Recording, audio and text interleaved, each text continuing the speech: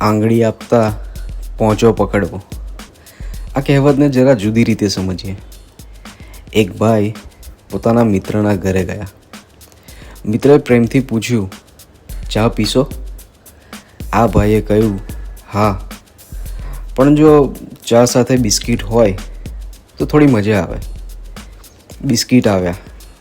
પછી બોલ્યા, વાહ, મજા આવી ગઈ, પણ જો થોડો નાસ્તો હોય તો સારું.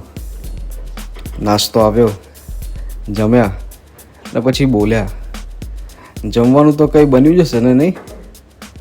અને પછી પોતે પણ જમ્યા અને સોફા પર બેઠા આરામ કર્યો ને બોલ્યા, રાત ઘણી થઈ ગઈ છે, હવે અહીં જ સૂઈ જઈએ.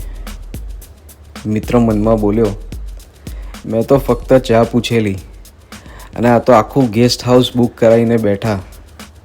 આને જ કહેવાય આંગળી આપતા પહોંચો પકડવો.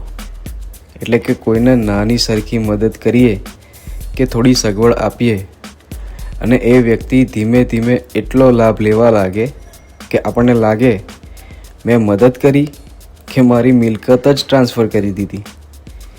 માટે મદદ જરૂર કરીએ, પણ મર્યાદા સાથે.